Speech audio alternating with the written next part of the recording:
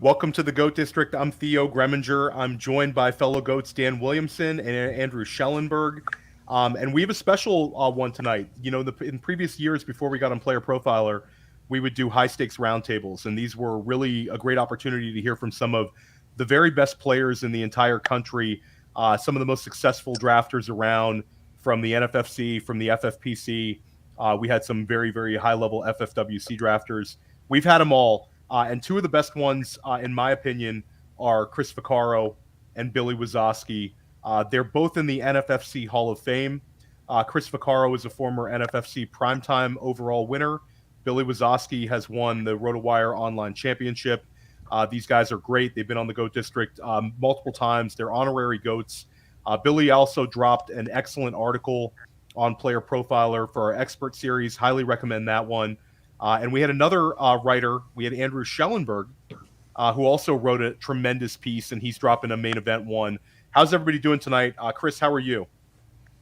I'm doing great. This is going to be a lot of fun, and I'm looking forward to chopping it up with you guys. Always, always. And Billy, you're drafting every night. How are you getting ready? I mean, we're in New York in like 3 weeks. Yeah, like Chris said, it's just great to be here with you guys. This is going to be a lot of fun. This will be a lot of fun.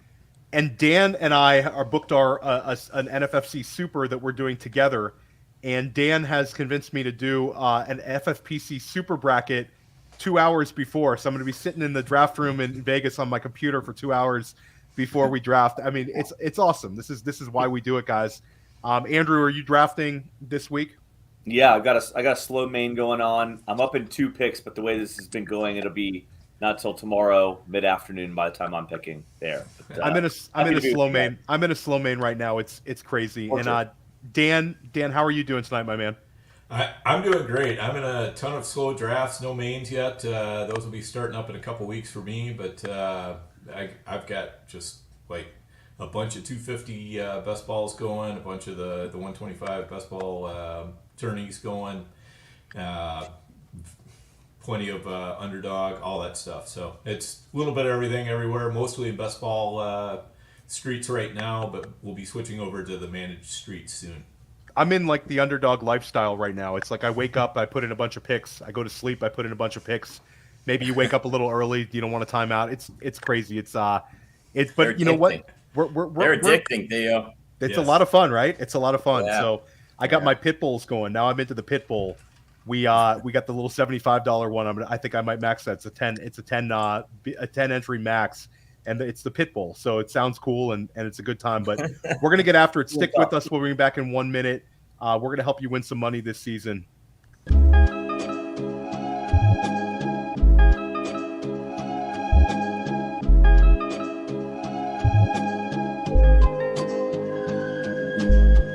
GOAT District, you know the Pope listens. Dynasty, our religion, for the blokes missing. On all of these trades, on all of these plays, on all of these grades. By the end of the day, y'all getting played. So, what you gonna do next? Try to fill up that flex? Send the homie a text? That trash offers the best? You try to make it complex, then they text you back. Now all of a sudden, they don't make any sense.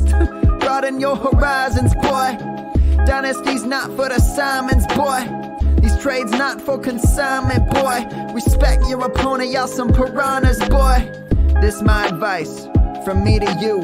Open up your cute little podcast queue. Search up GOAT District, my dude. Pop it in your ear, man. Y'all know what to do. It's the and I always be traded. And I always be traded. And I always be trading. Y'all try to betray them, but first you gotta bait them. Fish.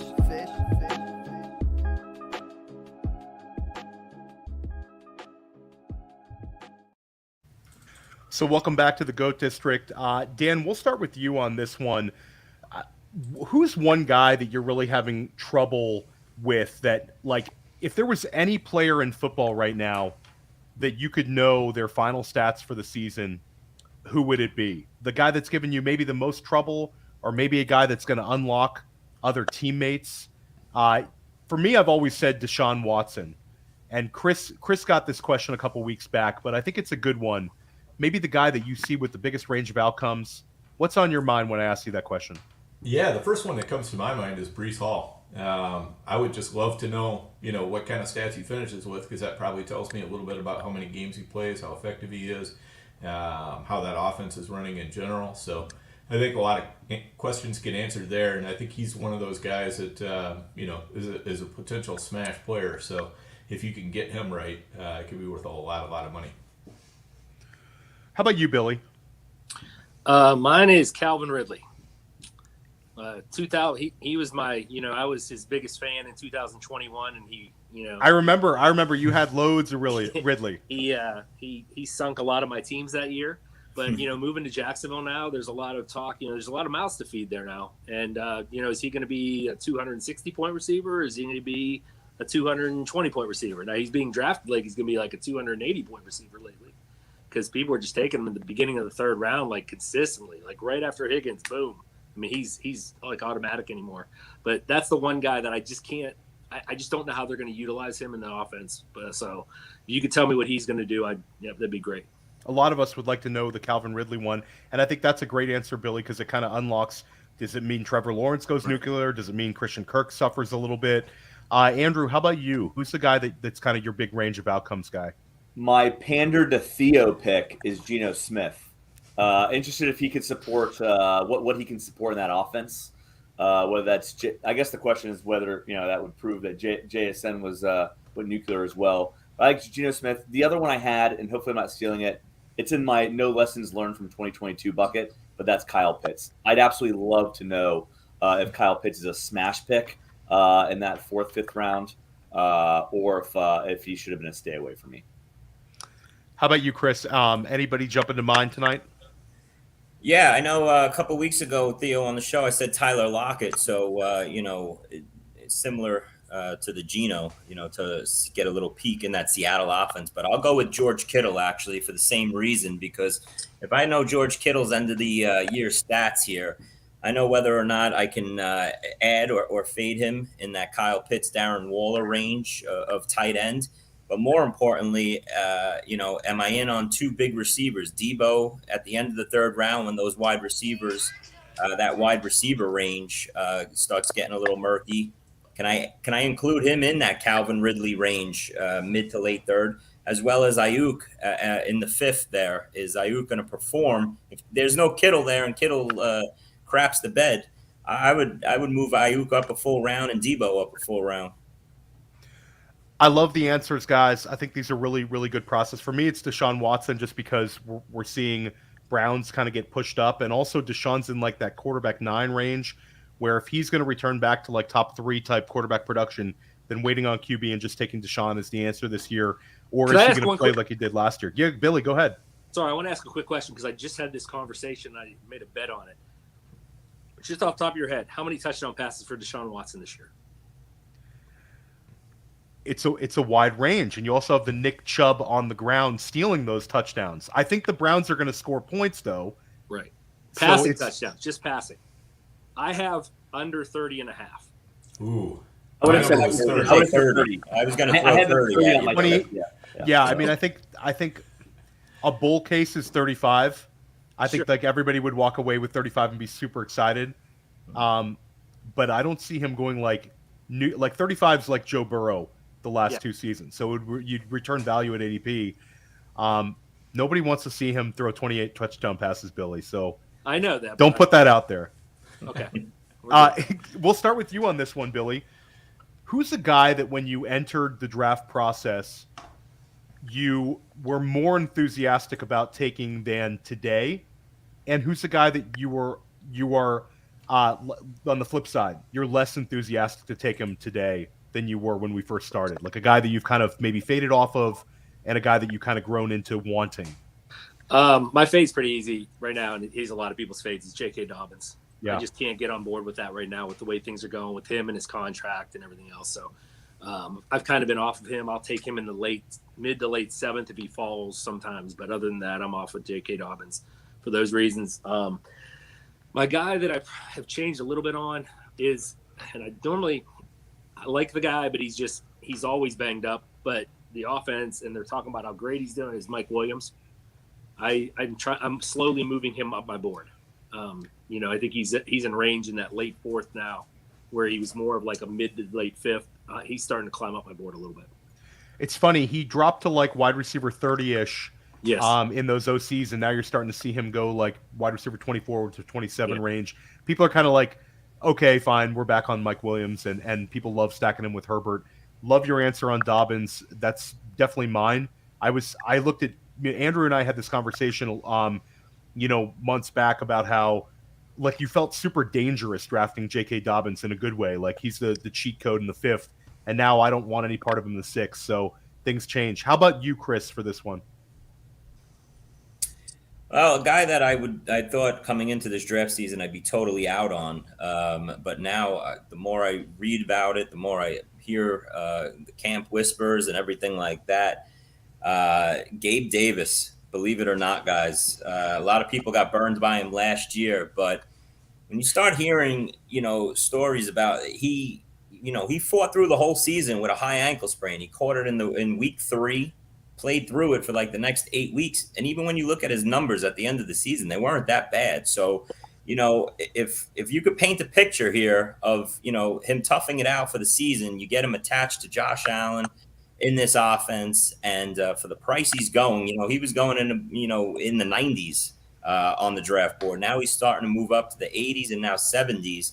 So I guess a lot of people are starting to think along those lines as well. But Gabe Davis is something I'm back in on. If I could clip him as my wide receiver 4 flex play in that 7th, early 8th round, that's something that I'm interested in now. Flip side of that, guy I thought I might be interested in that end of 3rd round coming into the year on the board is Amari Cooper. And now with other wide receivers that I like in that range more than him, and just seeing how Elijah Moore is shining at camp, and all the weapons that they have in Cleveland now with Njoku and maybe this kid Tillman's going to be something special his rookie year.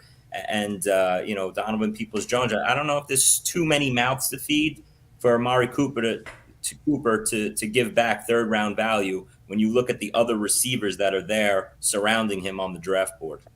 Andrew Schellenberg asked me about Amari Cooper the other day, Dan, and I thought he might be at gunpoint or kidnapped. Because it was completely off-brand. It was depressing phone call that I made with Theo yesterday about Cooper. Well, he slid to the end of the 4th. They're hating him.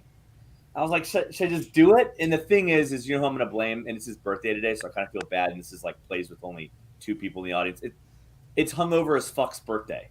So he and I are co-owning the team, and he suggested him, and I was like, I don't know. I got to call my boy Theo on this one. So, anyways. Well, I'm glad you went with the higher upside, less boring selection. How about you, Dan? Or who's your fade, your current fade that maybe you were in before? And I think the guy that I'm going to eat the early season L's on is probably going to be Jameson Williams. It's just it's been kind of a steady drumbeat of negative news. Everything in camp, the suspension, everything else. It's just it's hard to find really good things about him. He's dropping down draft boards like a stone. Yet I kind of feel like I've already got so many shares of him. I don't really want to buy back in even at the dropping price. So it's kind of a bad place to be. You don't want to feel that way about any kind of player. But he's somebody that I'm definitely down and out on right now. And as for a guy, I could make the bull case for J.K. Dobbins because honestly, I've been drafting a ton of him as he's been dropping because here's a guy that needs to absolutely have a great season to be able to cash in next year. And so I think there's absolutely zero chance he's going to hold out during the season. I think he's going to play hard. You don't want to see him miss too much more training camp, but for right now, I'm buying the fear and loathing there. But the other guy I would say is Sky Moore. Just wish I'd had some more of him early in the season. And, the way things have been kind of shaping out, we've been getting that steady positive drumbeat. And, that's what I like to see. Guy attached to Patrick Mahomes, what's not to like there. And the price is still very, very palatable. Yeah, I think those are really good answers. How about you, Andrew? Anybody you kind of warmed to drafting? Can I answer your question with a Trivial Pursuit question? Of course. Do you know who invaded Spain in the 8th century? The Mooks! You're dead. Yes, thank you. Seinfeld joke. Yeah, it's the Moors. I'm all in on the Moors. The DJ, the Sky. I wasn't aware that there was going to be geographic trivia on this. No, I don't know if I'm into this, guys. I'm in my specialty. So.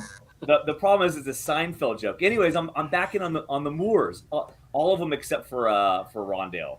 But yeah, I agree with Dan on Sky. I like Elijah; he's climbing up, but I think everyone's and I think DJ Moore. I think he's great value in the 5th round. I think he's an auto click again for me when he gets there.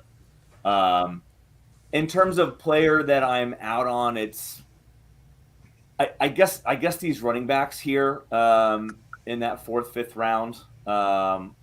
But I guess I wouldn't like them anyway. So who cares about that? Theo, back to you. Yeah, Andrew's not a big fan of too many running backs in general. Maybe a little Bijan Robinson in the 1st round we get behind. But Billy, what's a player that you wish you had more of, that you've been drafting a while, and you look at your portfolio and say, man, I wish I had more of this guy? I don't know if it's more. I wish I had more Breece Hall than I do, just because you want to be attached. That is a guy I think we all agree if he becomes healthy in like week 8 or 9, he's a guy definitely get a championship for you. And the problem I think with all these guys is when you're drafting for so long, you see they all have a value. They're like a stock, and then you see people getting them like in the 5th, sometimes 6th round, like Breece Hall. And then you're in the 4th, and you might want to take them, but you're like, well, somebody already has them in the 6th. Yeah, it's a common thing every night for me. So Breece is definitely a guy I would like to have a little bit more of for sure. Receiver wise, I think a little more Jerry Jeudy wouldn't hurt. I have a little bit, but I'd like a little bit more just because I think that's like Chris was alluding to when you're getting into that zone with Amari Cooper, Jerry Jeudy, Keenan Allen, all that. I need a little bit more Jeudy. He seems to always go ahead of me. Chris, how about you? And Chris, a quick question in the chat: in or out on Cortland Sutton at ADP? Oh, you know what, man? They're really banging the drum for Cortland Sutton again this past week or two, huh? He looks, he lost some weight. He, on and on and on. So they're banging the drum. I think that's still going to be a pass for me. There's a couple other receivers in that range that I'd rather take a shot on than Sutton. But Theo, to answer your question, I was looking at my portfolio yesterday, and I was shocked. I thought I had more Tony Pollard, and I don't. And that's definitely one guy that I said to myself, wow, in the next couple of weeks, I'd like to try and get him. It's just one of those players that, I'm in on him, but every draft I'm in, he either goes middle of the 2nd if I'm in the beginning of the 1st round, or, you never see him when, he goes early 3rd round. In some of these drafts, he makes it to 25, 26. I'd like to get some Tony Pollard. I think he's the last elite fantasy running back on the board right now in that range of the first 30 overall guys. So Tony Pollard for me. For me, it's Justin Fields. I like him. I think he's got elite upside where he's being selected. But for whatever reason, I look over my teams and I really don't have a whole lot. I have a ton of them in best ball, but not in redraft, and I wish I had a little bit more. How about you, Dan? Yeah, it's actually it's been a little bit hard to find guys I wish I had a little bit more of. It's been easier sometimes to find the guys I wish I had a little bit less of. But I would throw Joe Mixon out there. I wish I had some more of him at the cheaper price he was going at earlier in the offseason. I was grabbing some shares, but I'm really just basically about even weight on Mixon right now, and I still think he's going at a discount. So I've been working to kind of slowly rectify that. But again, in these best ball contests, it's hard to look at those earlier or those late shares that other people got, and you're looking at buying them a couple rounds earlier. So a little bit tough to pull the trigger on him, and I wish I had done it more earlier. How about you, Andrew? I'll give you a weird one, an off-brand one for me, Nick Chubb. But he's such a tough click when I see all those other wide receivers in the back end of that 1st round, early 2nd. But I really do think that he could really pay dividends and, quite frankly, could be RB1 overall if he stays healthy. I know he doesn't have the receiving upside, but I think he could actually smash with yards and touchdowns this year. So I'm all in on Nick Chubb. I just haven't been pulling the trigger because who's around him. That's, Andrew, you're getting more and more mature. You're talking about older wide receivers and now Nick Chubb structural drafting. So we're going to take a quick break. We're going to hear from our sponsor, and when we come back, we're going to talk about the quarterback position and the way we're hitting it in drafts, guys. Hey, people always ask me, what's the World Series of Fantasy? What's the Super Bowl of Fantasy? And it's easy. It's the FFPC. Their signature Players Championship has a $6 million prize pool, and their best ball leagues start in February. And they're the answer to so many questions. Hey, what's the best place to get a Dynasty Orphan? Well, you can adopt a Dynasty Orphan at the FFPC right now. There's more orphans at the FFPC than anywhere else on the internet. That's why we partner with them. So if you want to play fantasy football for low, medium, high stakes, you love Dynasty, you love best ball, you love seasonal leagues, all types of fantasy footballers need to go to the FFPC. And remember, use promo code Underworld. Promo code Underworld gets you $25 off your first team. Promo code Underworld, $25 off your first team, no matter what the format is, at the FFPC. Go get it.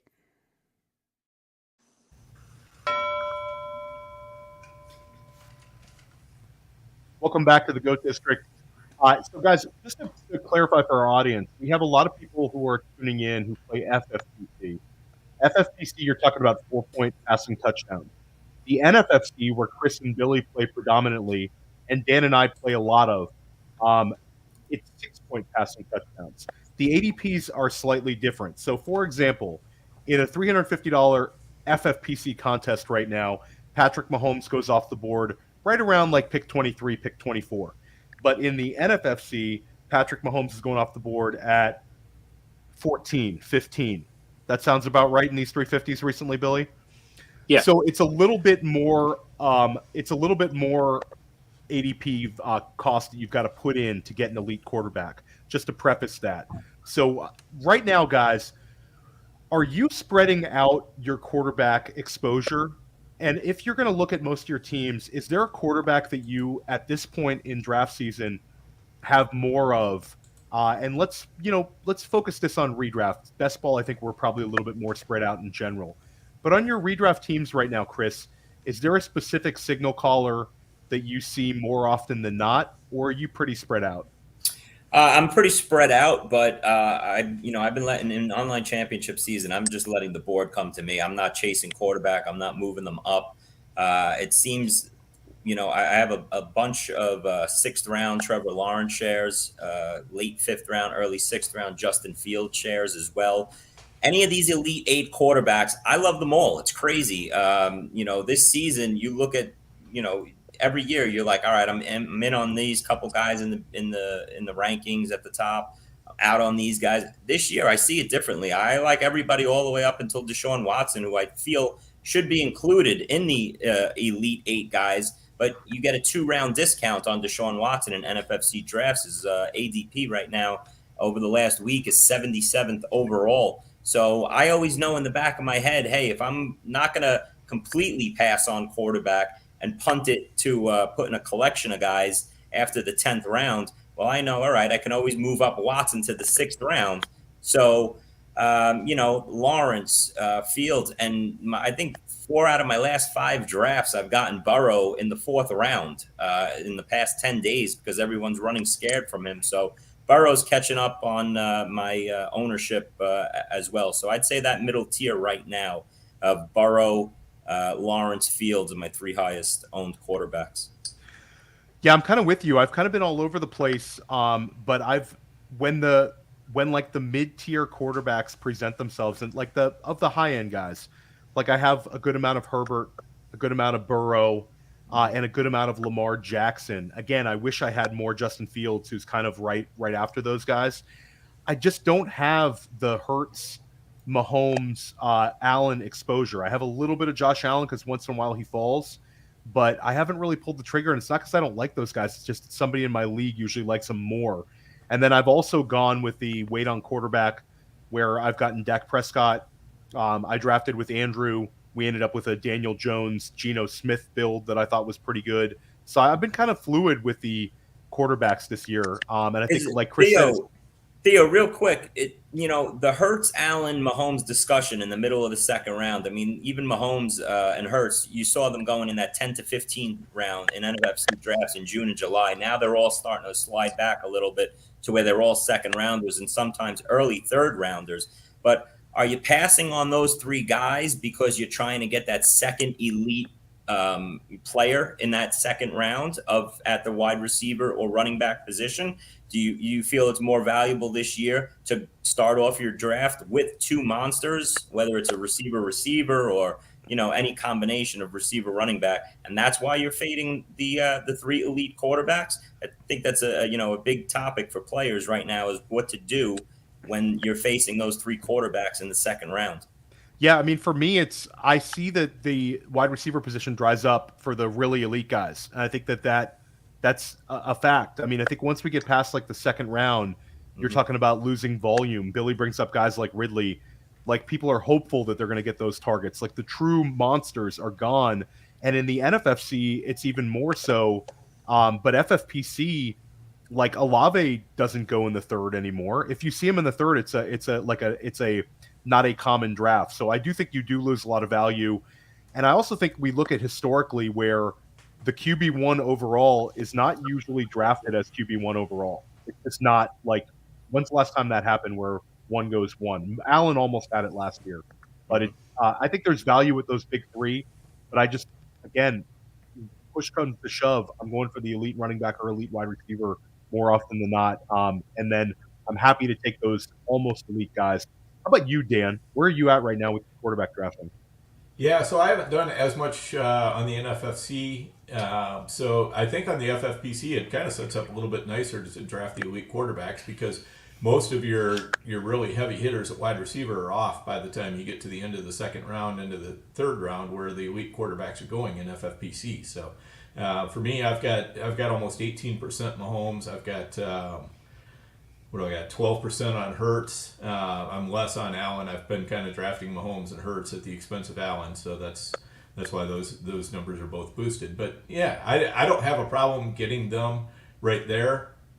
But I think you're exactly right on the NFFC. I've been looking at some of those drafts, and I'm like, there's some tough decisions to be made here, and I'd probably be more likely to drop down and try to pick up value, with guys who I think might, do well later. Like Anthony Richardson has been looking like a pretty decent value lately, and I've been pretty heavy on Russell Wilson, for better or for worse. So, guys like that are going to be available later, and then just kind of do a double tap on them rather than a single tap. How about you, Billy? When you look at your builds, who are you ending up with a lot of? I'm pretty much like in the same range as Chris, because it comes down to the decision in that second round.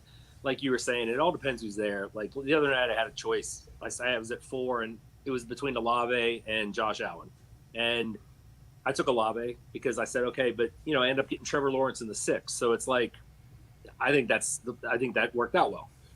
But a lot of my drafts, I'm skipping that early quarterback in the second round, which may be a mistake. But I'm skipping that quarterback in the second round for the 4th round. Pretty much like Chris was saying, the 4th round right now, you're going to almost be guaranteed, especially if you're in the front half, you're almost guaranteed Herbert's, Jackson, or Burrow at this point. And, there's nothing wrong with that. You can put 3 monsters in front of them.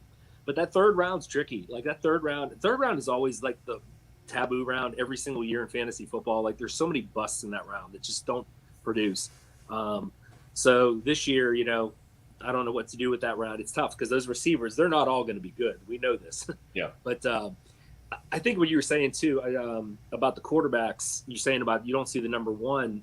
I think the thing is, though, with Hurts, Mahomes, and Allen, I don't see any of them falling below 5 or an injury. I think they're all going to be very good quarterbacks. I mean, they're almost bust-proof guys. They really are. They're guys that they're going to produce. And, Herbert, Jackson, and Burrow should all be solid too. But like you said, then you got Fields and Lawrence. It's pretty deep this year as far as, we could easily see Fields and Lawrence as top 3 guys if all things worked out. So, but most of my guys are in that 4th round range.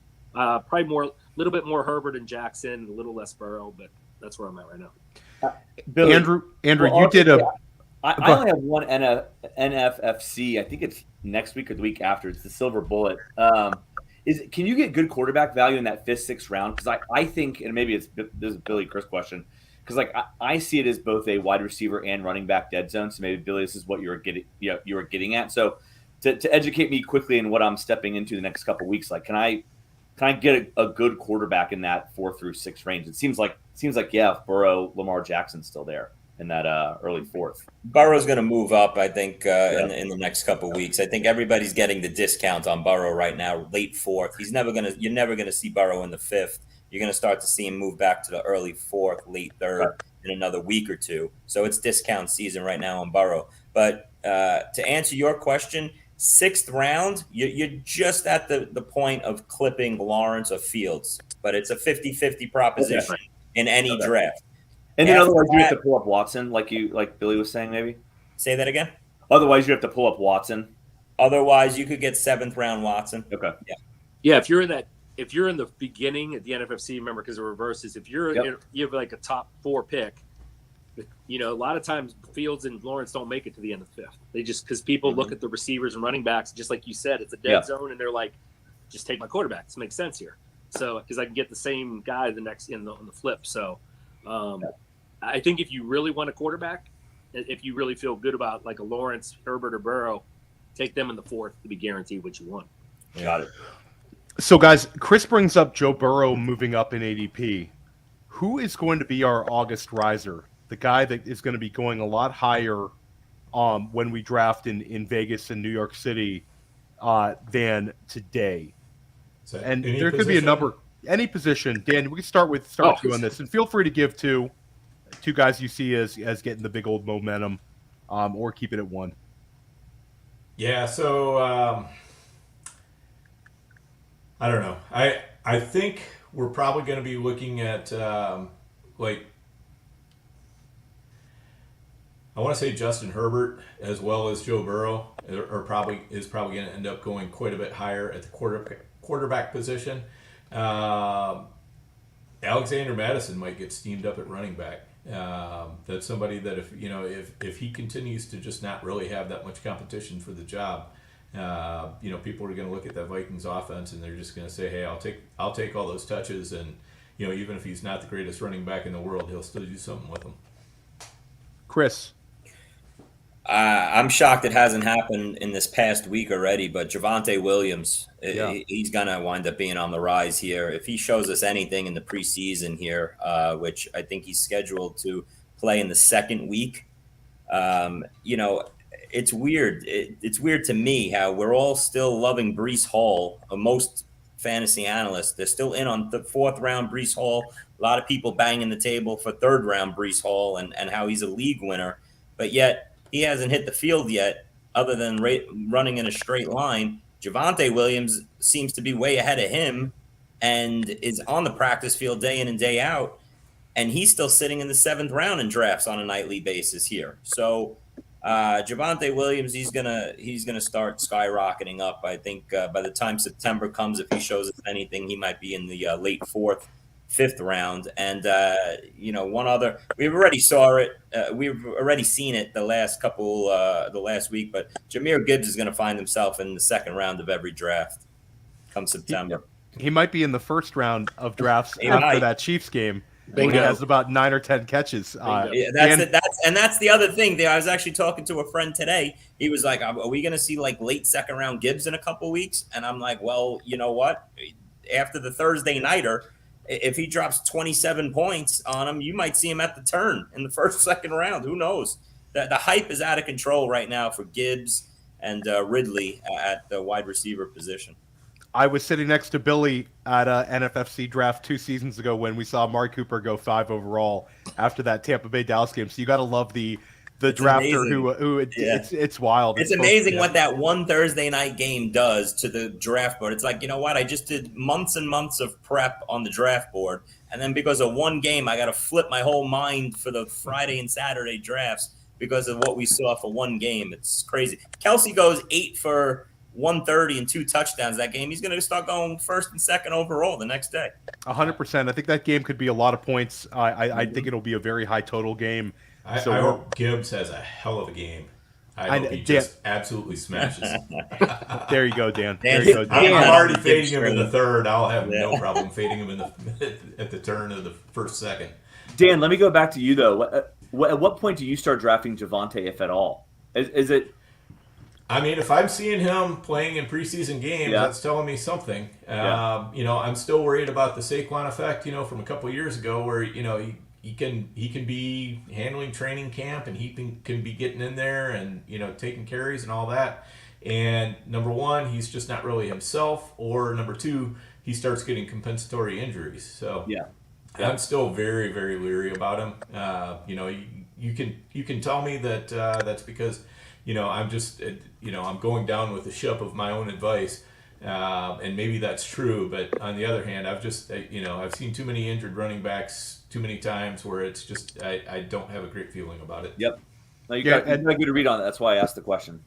And FFPC drafters, don't listen to Chris on this one. There's no point in you taking Javonte Williams in main events because I have a Javonte Williams at like the 7-8 turn in a main event. So you're not gonna beat my Javonte on that one, guys. So I'll echo Chris. I'll go with another running back that we're already starting to see steam up.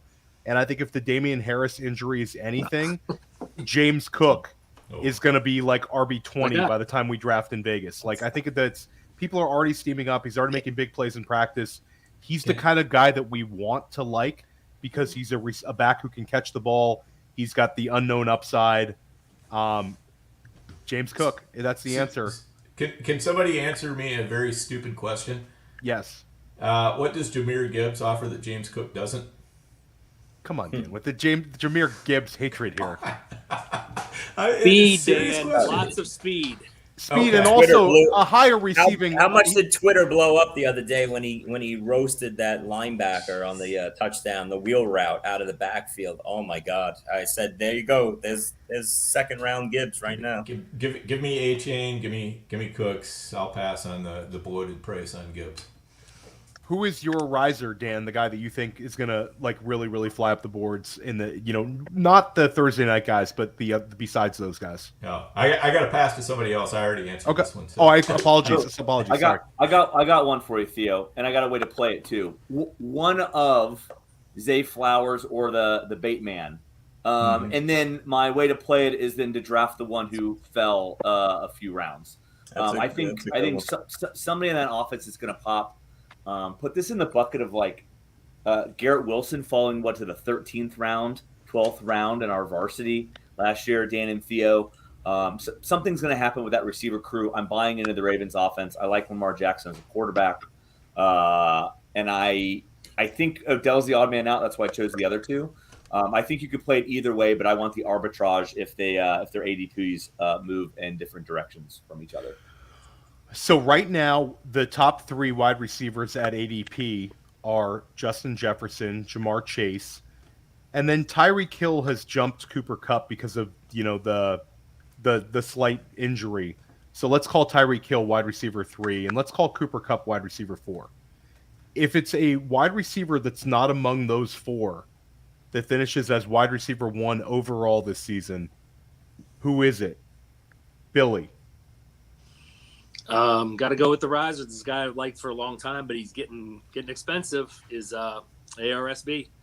I mean, everything you see about it is positive. There's nothing negative about the guy. Before he was going behind Diggs and behind AJ Brown, but he's climbed. I mean, I'm seeing him in the NFFC now. He's going number 5 overall, which it's steep. I mean, you can't go much higher. But I believe that everything about him. I mean, he's going to be a target monster.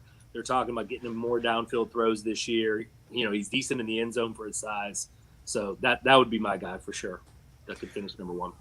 I love Amon-Ra St. Brown. I love that answer. I said that on a podcast, maybe a couple weeks back, that I think he could be wide receiver 1 overall.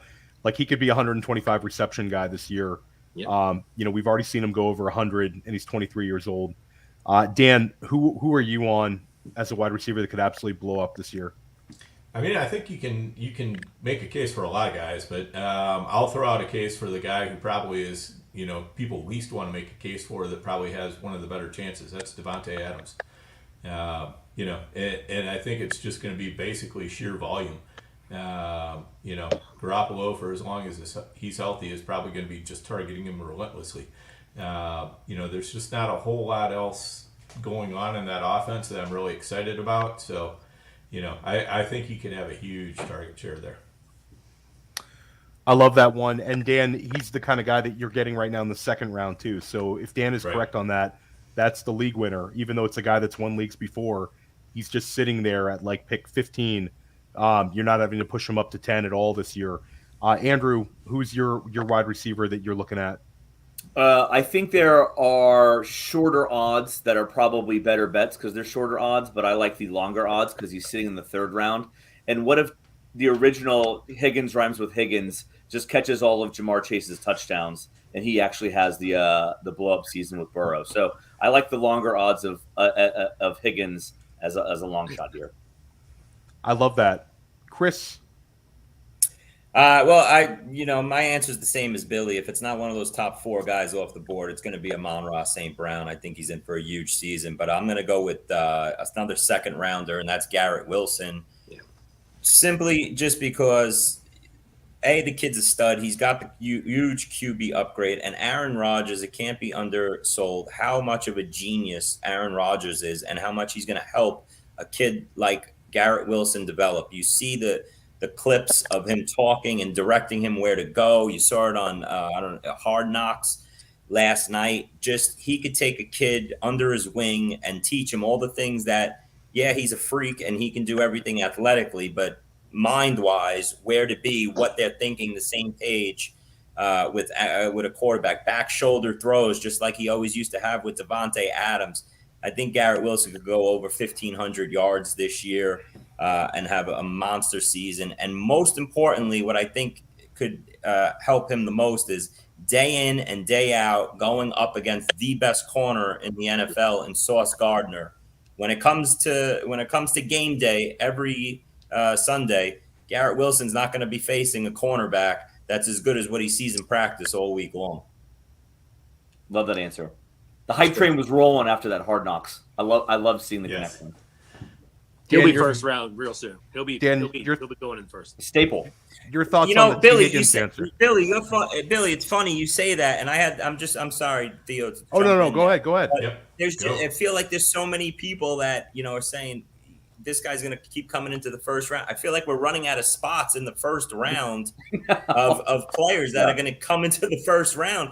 You hear everybody the last week. Nick Chubb's going to come into the first round. Wilson's going to come into the first. Who's coming out of the first round by September? That's in the first round. And does anybody have an opinion on that? I could see AJ Brown falling to the second round. I could see him almost flipping spots with CD. I mean, we've seen Diggs. Yeah. So. I mean, if he starts getting the hype, but again, with Hard Knocks gives a lot of hype. I mean, it's gonna build him up, and all it takes for some of these guys is to get a big preseason game, catch a touch. All you have to do is catch a touchdown, and you're an elite player. You're going up. I mean, it doesn't matter who you are. So I think he definitely could be a 10, 11, 12 guy.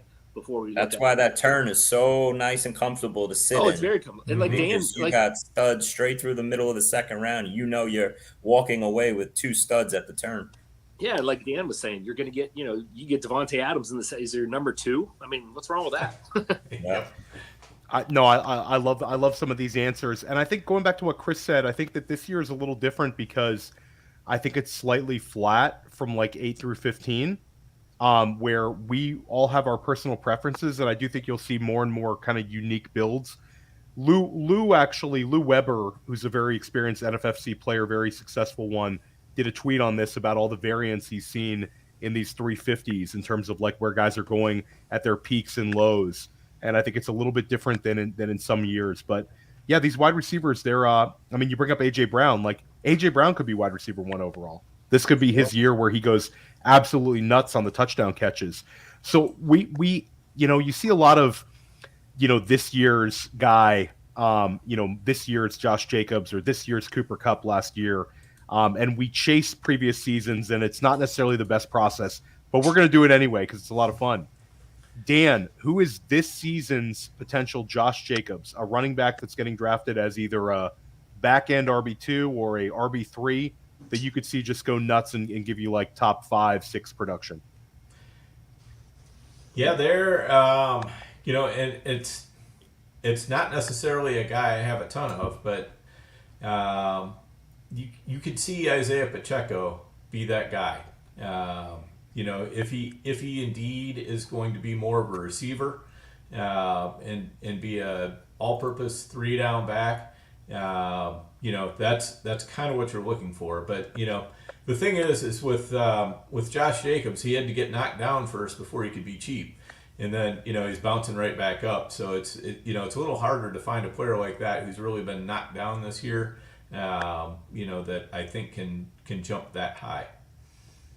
I like the Pacheco answer because I do think he's a little bit under the radar. Chris, how about you?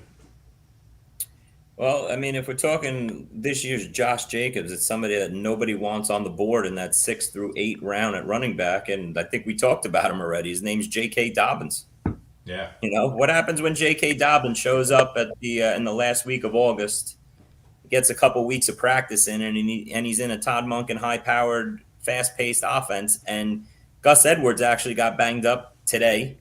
Nobody is worried about Melvin Gordon or the corpse of Melvin Gordon. Dobbins is going to be on the field 80% of the time.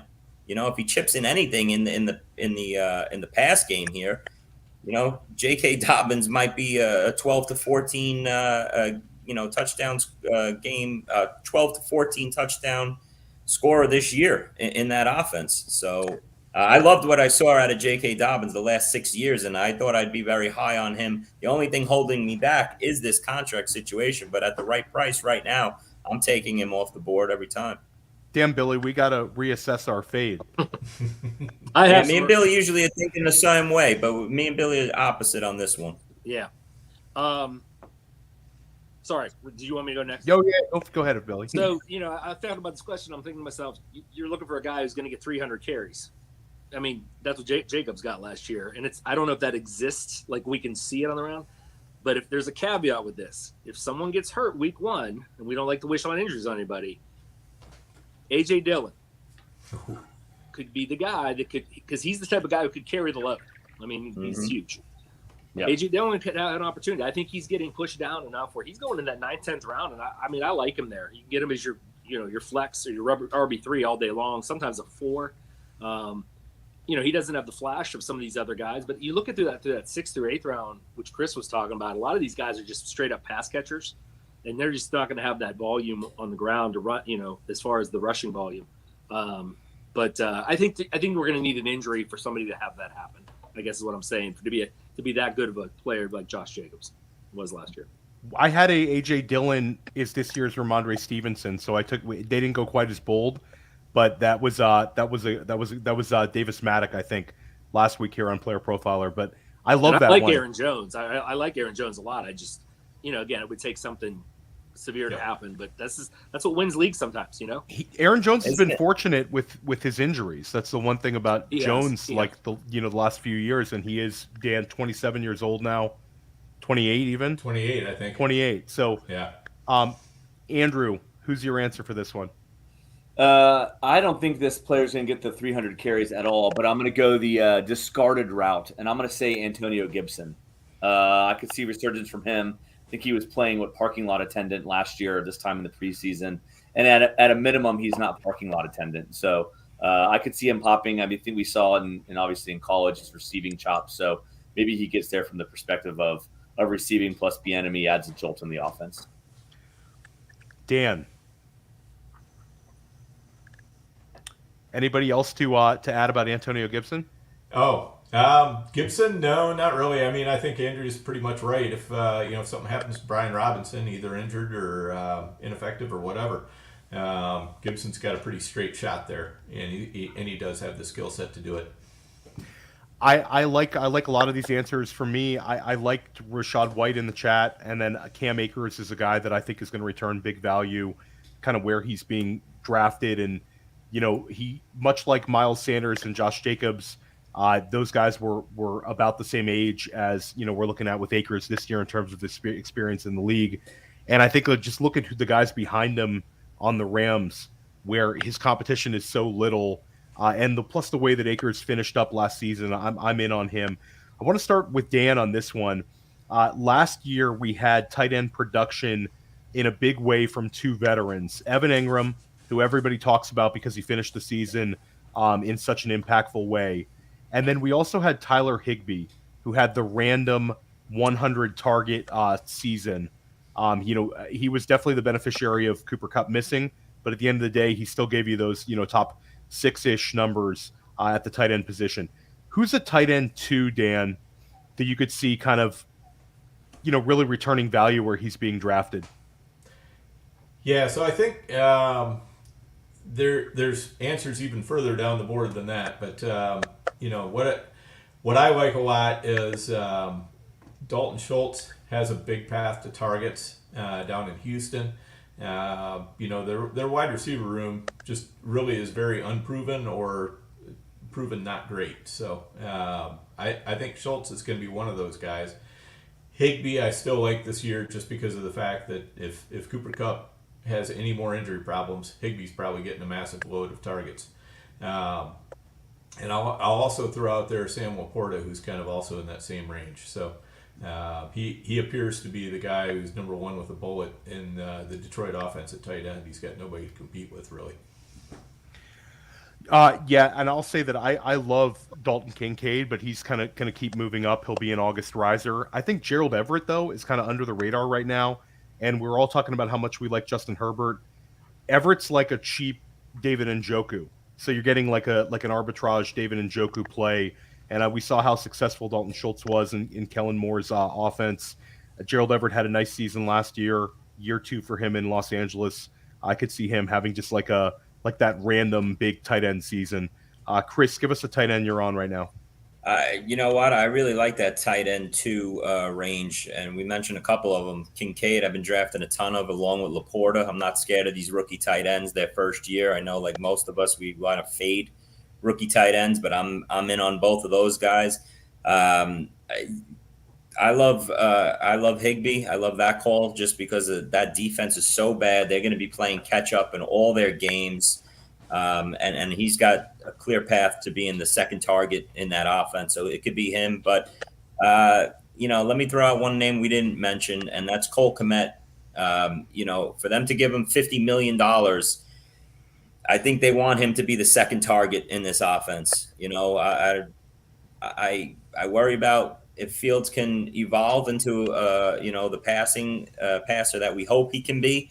And also, the amount of times the Bears are going to throw. But if that takes an uptick this year, Cole Kmet could be the beneficiary of it. And he's going off the board at like tight end 15, 16. He's free, basically. So he's on a lot of my teams right now. Billy, how about you? Higbee, Kmet are the 2 that I came to mind with. But I'll give you 2 deeper. One's Mike Gesicki. Just for the simple reason that, again, I think we all like to look for a guy who's going to be number 2 option in the offense, has the potential to score some touchdowns. Not much going on up there in New England. And the real deep one, and I don't take him often in redraft at all, but I occasionally will. I think I did in the beat Alan Seslowski draft because my tight ends were so bad, is Hayden Hurst. Because, again, you have a bunch of receivers there. We don't know what they're going to do. I mean, I like DJ Chark, but we don't know. Is Mingo going to be good? Is Thielen, is he over? I mean, so I think Hayden Hurst could be a guy you could pick up on a bye week, or if you have an injury, who could help you out in the pitch. Billy, real quick, that, you say Hayden Hurst and another tight end that fits the same mold. He never gets drafted, and he's in a pretty good offense. You could see us looking up in October and going, hey, you know what? He's big time off the waiver. What about Irv Smith in Cincinnati? Yeah, I mean, absolutely. Yeah, Irv Smith's just, I mean. Dan, I know you're scarred from your Minnesota days, for sure, Dan. I know that's why you're shaking your head.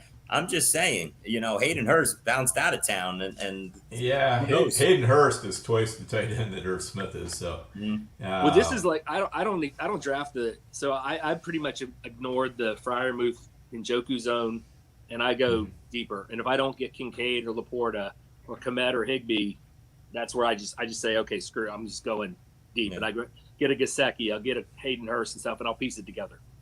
Yeah, I mean, I think that's definitely the way to go. You want to, if you can't get in early on tight end, then you're better off just waiting until late.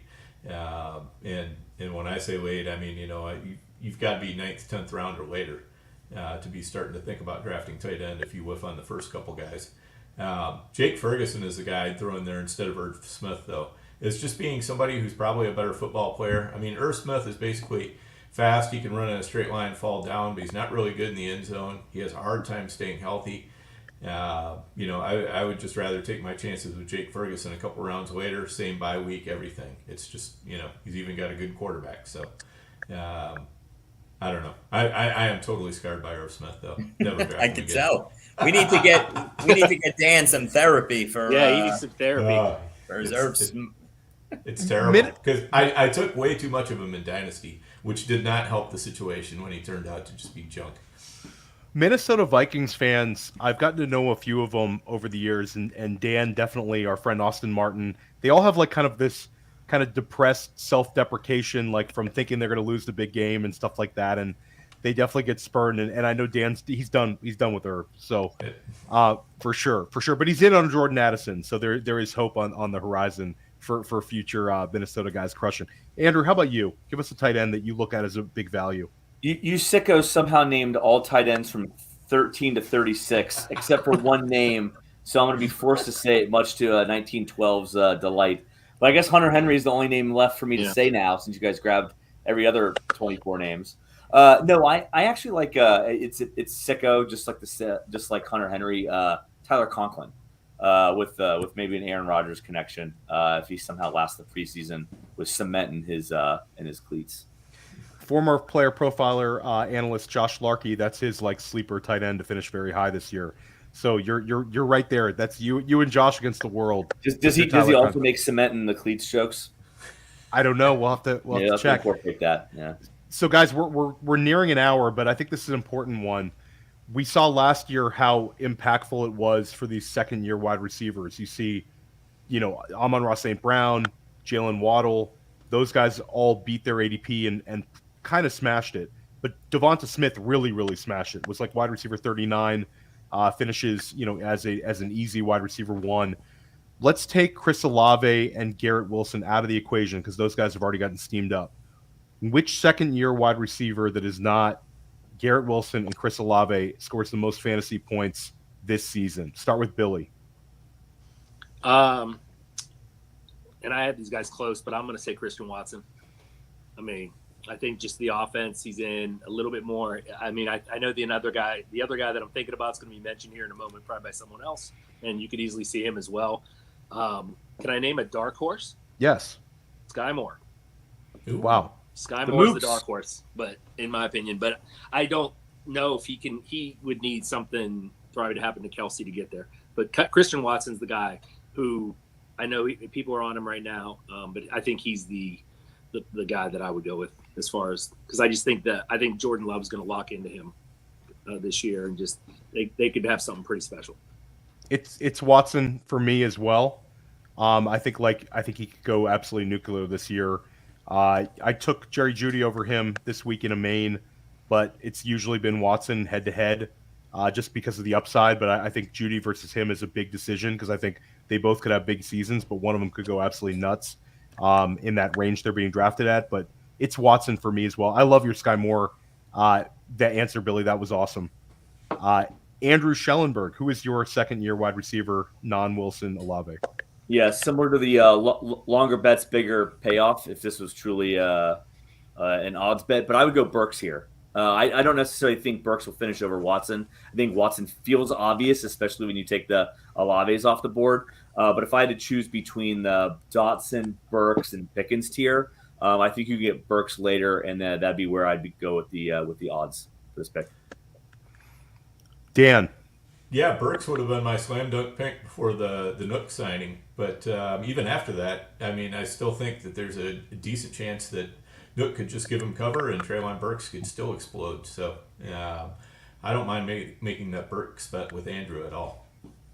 I want to draft a lot of these guys. I think Treylon Burks is getting so disrespected on the draft board. I was in a live stream draft a couple nights ago. I got Treylon Burks 97th overall.